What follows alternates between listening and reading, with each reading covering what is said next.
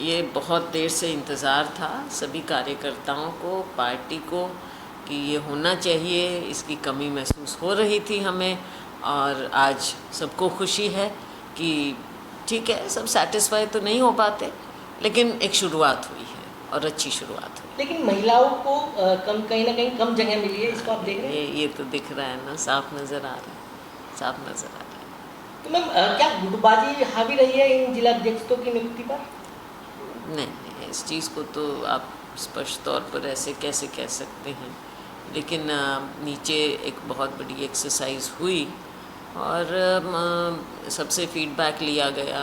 राहुल जी ने खुद गाइडेंस दी इसमें, खड़गे जी ने, तो मुझे लगता है कि इतना वो नहीं रखना चाहिए। हाँ, खींचतान भी होती है, कई जगह लगता भी है, कई लोग खुद भी दिखाना चाहते हैं, ये अलग बात है। मैम, 11 साल का लंबा इंतजार, क्या लगता है कि अगर ये नियुक्ति पहले हो जाती तो कहीं ना कहीं कांग्रेस को विधानसभा चुनाव में इसका फायदा मिलता? देखो, अभाव तो रहा ना, अभाव तो रहा, लेकिन अब हो गया पूरा, आगे के लिए देखा जाएगा। मैम, क्या लगता है कि अब जब जिलाध्यक्षों की नियुक्ति हो गई, अध्यक्ष और नेता विपक्ष हरियाणा का चुन लिया जाएगा जल्दी? हाईकमान फैसला कर लेंगे, जब ठीक लगेगा कर देंगे। मैम, क्या लगता है कि जिस तरीके से अगर नियुक्ति पहले ही हो जाती तो कांग्रेस हरियाणा में सरकार बना लेती? ये डिस्ट्रिक्ट्स वाली, देखो ये तो बहुत बड़ा एक काम है जो 11 साल से नहीं हुआ। चाहे ज़िला अध्यक्षों की बात हो, चाहे ब्लॉक्स की बात हो, मंडल, बूथ, ये सारी चीज़ें हैं, जुड़ी हुई हैं। और इवन पीसीसी में नियुक्तियां नहीं हुई, तो ये एक है, बहुत बड़ी बात है।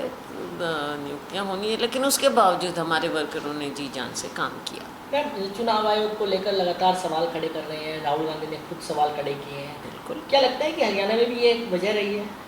राहुल जी ने बड़ी जायज़ बातें उठाई हैं, और वो भी डेटा लेकर कर्नाटक की बात कही और जो भी बात कही।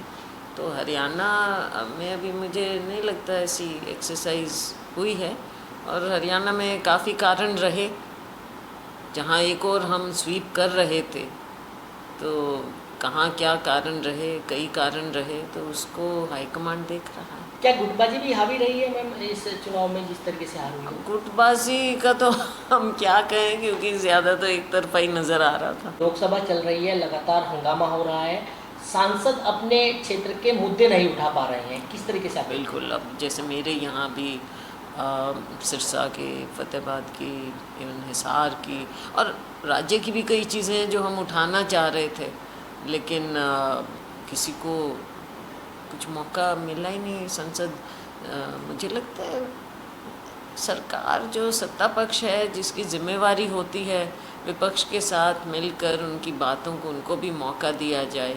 हमारे तो नेता विपक्ष को, राहुल जी को ही नहीं बोलने दिया जाता, हमारी तो कहाँ बारी आती। क्या लगता है कि सरकार एसआईआर पर कोई जवाब नहीं देना चाहती, क्योंकि विपक्ष लगातार एसआईआर सरकार तो लीपा पोती करती है, जवाब तो देना दूर, दूसरा और तरह की बातें करना, और इलेक्शन कमीशन जवाब देना। इलेक्शन कमीशन भी जवाब नहीं देता, वो भी ऐसे लगता है कि जैसे इसी तरह की बातें कर रहे हैं ऊपर ऊपर से, और राहुल जी की बातों का कोई जवाब नहीं दे पा रहा है।